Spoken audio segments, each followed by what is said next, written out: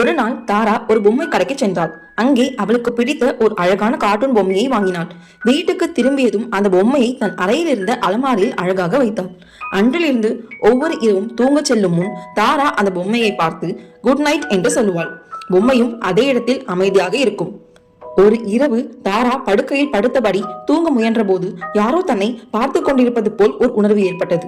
மெதுவாக அவள் தன் தலையை திருப்பி அலமாரியை நோக்கி பார்த்தாள். பொம்மை முன்போல் இல்லை. அதன் முகம் தாராவை நோக்கி திரும்பியிருந்தது. அந்த வரையப்பட்ட கண்கள் ஒரு முறை இருமுறை மினுங்கின. பின்பு அது மெதுவாக சிரித்தது. தாராவின் இதயம் வேகமாக துடித்தது.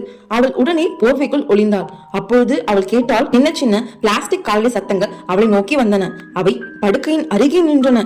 ஒரு சிறிய கை போர்வை தொட்டது. அப்பொழுது மென்மையான ஒரு குரல் சொன்னது, நீ இதை துளைத்து விட்டாய் என்று. போர்வை மெதுவாக இறங்கியது. பொம்மையில் கையில் தாரா சில நாட்களுக்கு முன் அலமாரியின் பின்னால் தவறவிட்ட நட்பு வளையல் இருந்தது. அது அந்த வளையலை தாராவின் கையில் வைத்தது. அதன் சிரிப்பு மறைந்து போனது. கண்கள் அசையாமல் நின்றன. பொம்மை மெதுவாக திரும்பி மீண்டும் அலமாரியில் ஏறி அமைதியாக அமர்ந்தது.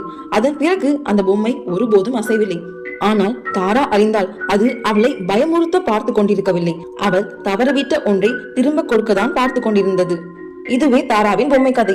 இந்த வீடியோ பிடிச்சிருந்தா லைக் பண்ணுங்க, கமெண்ட் பண்ணுங்க, ஷேர் பண்ணுங்க. இது போன்ற மேலும் வீடியோக்கள் பார்க்கணும்னா இந்த சேனல் சப்ஸ்கிரைப் பண்ணிக்கோங்க. இந்த வீடியோ பார்த்ததுக்கு நன்றி.